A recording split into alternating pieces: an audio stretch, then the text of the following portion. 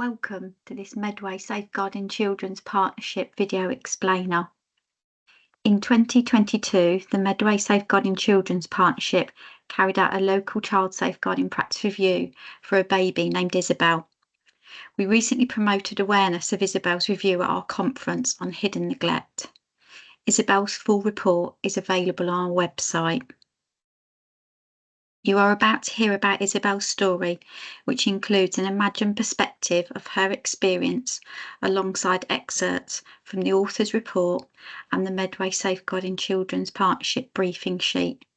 There are no additional slides. Please listen and think of the lived experience.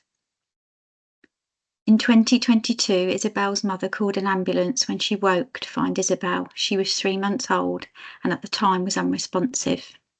Isabel had been co-sleeping in bed with her mother. The family was known to services and Isabel was subject to a child protection plan. It is thought that Isabel's death was a tragic accident linked to an unplanned sleeping environment where drugs and alcohol were present. Mother and Isabel had moved into a property a few days before. A cot was present but had not been assembled. Father appeared to be staying at the property, although he did not have consent to stay overnight. Both parents and Isabel tested positive for COVID-19 after her death was discovered. Isabel's imagined perspective is presented at different stages of her life, and here when she's with her mother and pregnant, her birth and her first few weeks. I'm in Mummy's tummy. I can hear lots of things now. Mummy is telling someone she is pregnant with me. It's a midwife. Mummy says she used to drink alcohol and take drugs, but she doesn't now because I'm in her tummy. Mummy says that she's never experienced fighting and falling out with other people, and that Daddy and her aren't really together. They're a bit on and off. Mummy and I were due to go and get some checks done to see if I'm growing okay. But Mummy is busy, so she's missed 2 appointments. Someone booked Mummy another checkup, and we went. We are staying with Mummy's family now. It's getting very loud. There is shouting. It's not Mummy shouting. 2 men are shouting at each other. Someone has called the police now, and they're talking to the men. Mummy's tummy is getting bigger now. People notice I am here. Someone is ringing Mummy quite a lot, but she doesn't answer the calls. Keep moving around. Sometimes we're with family. We need somewhere to live.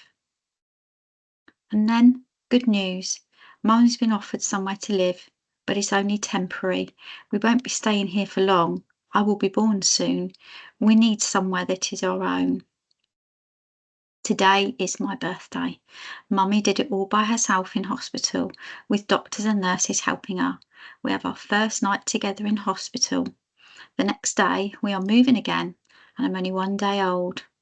Mummy tells the hospital we are going to Nanny and Grandad's house for a while. Mummy and I are doing really well here.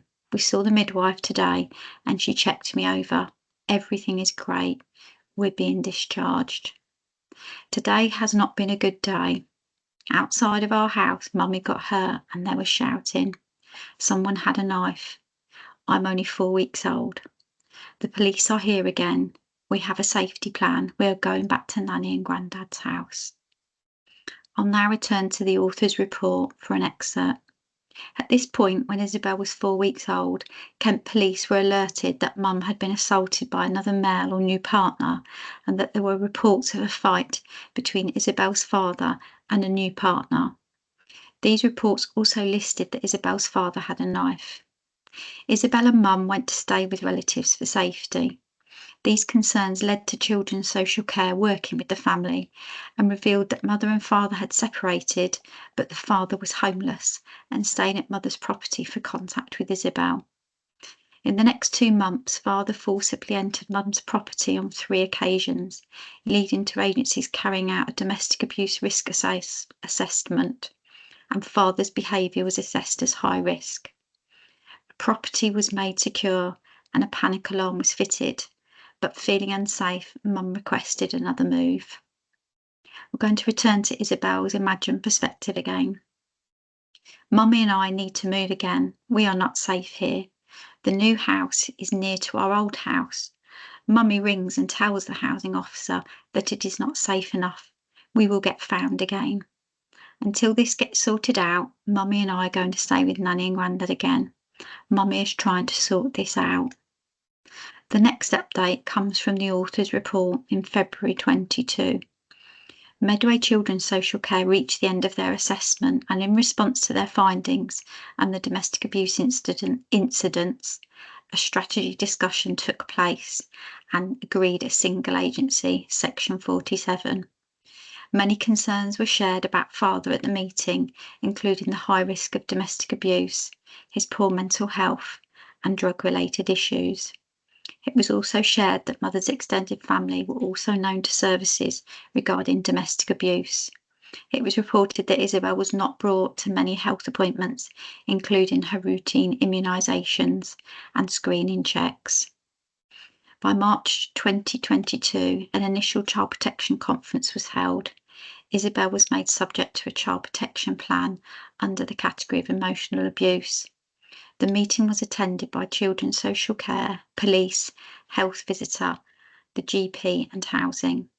Mother was made aware of father's history at the conference, but not her new partner's. The chair encouraged mother in use of the Domestic Violence Disclosure Scheme, Clare's Law, to enable her to keep herself and Isabel safe by understanding partners' police histories. Father was not at the conference, but the chair spoke to him beforehand. He denied being a risk and wanted to emphasise that he was seeking help. The plan from the initial child protection conference was that mother and baby would stay with extended family until the house she was moving into was made secure. This did not happen, and mother moved into the property the same day. This was unknown to professionals at the time. And we finally returned to Isabel's perspective. On this same day as the important meeting, Mummy gets our new house keys early. Mummy decides that we will move in, the two of us. We can do this by ourselves. My cot is not ready yet. It's in a box, so for now I'm sleeping on a mattress on the floor with Mummy. And finally, back to the author's report. 3 days after the initial child protection conference, the circumstances in relation to this review unfolded, and Isabel died on the 5th of March 2022. As you have heard at the beginning, there was evidence of drug and alcohol use in the flat, which is a known risk indicator for sudden and unexplained deaths in infancy.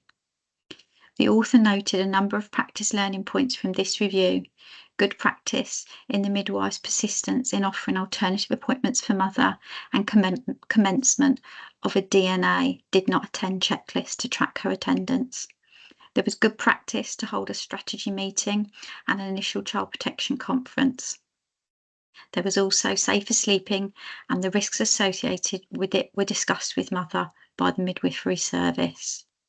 As expected, there were findings and recommendations in relation to Isabel's case, and these key themes were identified. The identification, referral, and assessment of need and risks in pregnancy, information sharing, and the Medway Maternity Safeguarding Hub, safe sleeping, dealing with did not attends in maternity services, safeguarding supervision, the multi-agency response to and assessment of domestic abuse, and consideration and involvement of fathers and males in multi-agency work. The Medway Safeguarding Children's Partnership is responsible for the action plan following the author's recommendations, which is underway following Isabel's review. If you've been affected by the issues in this video explainer or support families going through baby loss, please consider reaching out to these agencies, the Lullaby Trust or Child Bereavement UK. If you would like to know more about the Medway Safeguarding Children's Partnership, please get in touch. Thank you for listening.